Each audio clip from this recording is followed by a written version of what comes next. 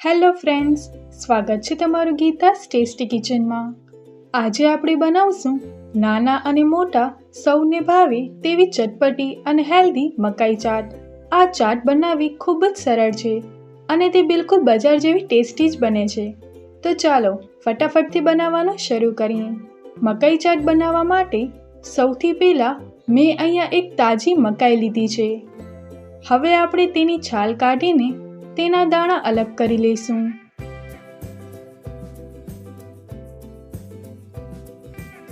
મકાઈના દાણા કાઢવા માટેની એક ખાસ ટીપ, સૌથી પહેલા આપણે ચાકુની મદદથી એક લાઈનના દાણા કાઢી લઈશું।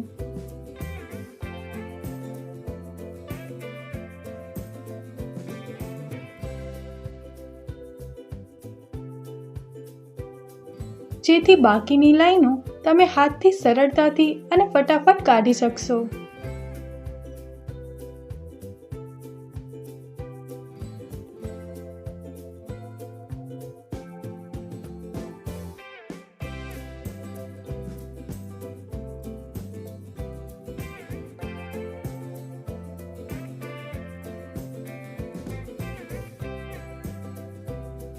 જુઓ, માત્ર 2 જ મિનિટમાં બધા દાણા સરસ રીતે અલગ થઈ ગયા છે।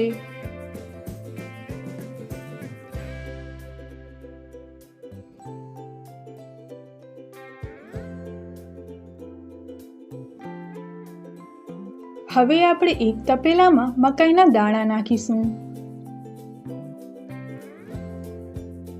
તેની સાથે જ આપણે તેમાં 2 ગ્લાસ પાણી ઉમેરશું।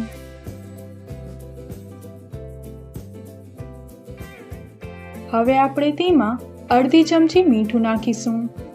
તમે તમારા સ્વાદ મુજબ વધુ કે ઓછું મીઠું નાખી શકો છો। હવે આપણે ગેસને ચાલુ કરી દઈશું।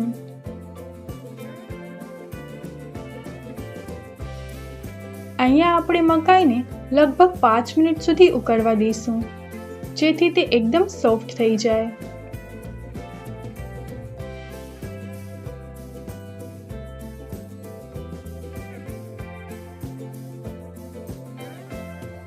પાંચ મિનિટ પછી આપણે ગેસ બંધ કરી દઈશું।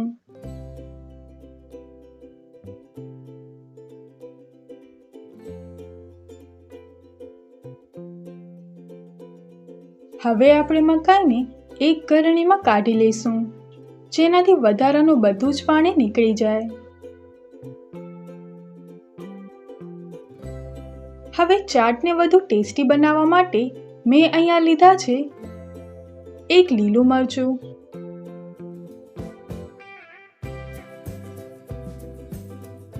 એક ડુંગળી,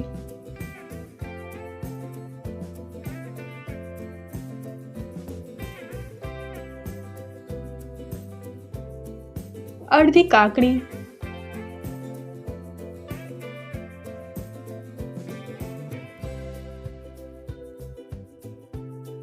એક ટમેટું,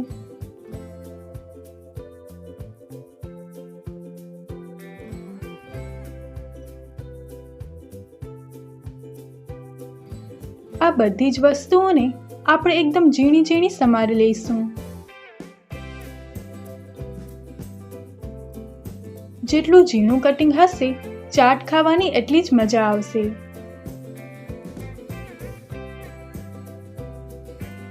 અને થોડા લીલા ધાણા,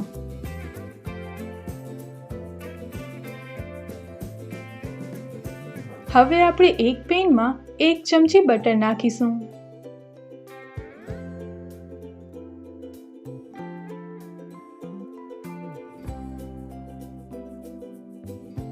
આપણું બટર ગરમ થાય એટલે તેમાં ઝીણા સમારેલા મરચાં નાખીને તેને સારી રીતે સાતડી લઈશું। ત્યારબાદ તેમાં બાફેલી મકાઈ ઉમેરીને બરાબર મિક્સ કરી લઈશું।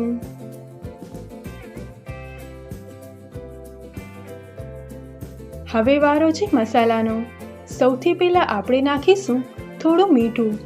મીઠું નાખતી વખતે એક વસ્તુ ધ્યાન રાખવાની કે આપણે મકાઈ બાફતી વખતે પણ મીઠું નાખ્યું હતું। હવે આપણે તેમાં અડધી ચમચી કાળી મરીનો પાવડર, અડધી ચમચી ચાટ મસાલો અને 1 ચમચી લાલ મરચું પાવડર નાખીને બધા જ મસાલાને મકાઈ સાથે સરસ રીતે મિક્સ કરી લઈશું।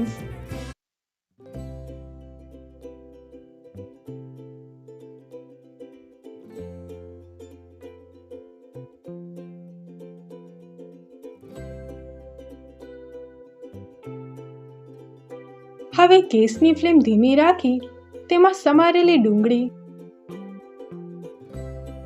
કાકડી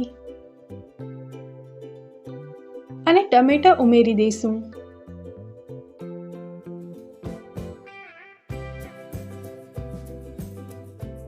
હવે આપણે તેને સારી રીતે મિક્સ કરી લઈશું અને 1 મિનિટ માટે થવા દઈશું, જેનાથી શાકભાજીનો ક્રંચ જળવાઈ રહે।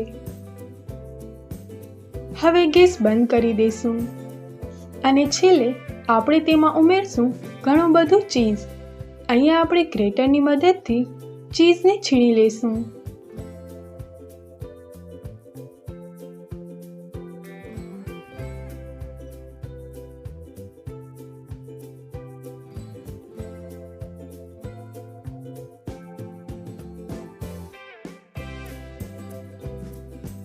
હવે આપણે ઉપરથી તાજા લીલા ધાણા ભભરાવશું।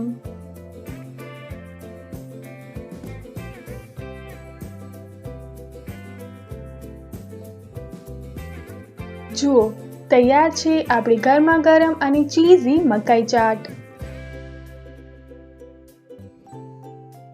હવે આપણે તેને એક સર્વિંગ બાઉલમાં કાઢી લઈશું।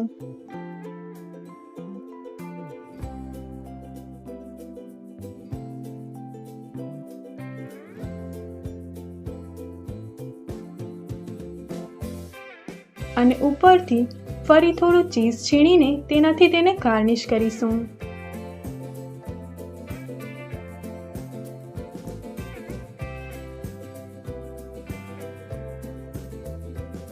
જો તમને આ રેસીપી ગમી હોય તો વિડીયોને લાઈક કરજો, તમારા મિત્રો અને પરિવાર સાથે શેર કરજો અને આપણી ચેનલ ગીતા's ટેસ્ટી કિચનને સબસ્ક્રાઇબ કરવાનું ભૂલશો નહીં।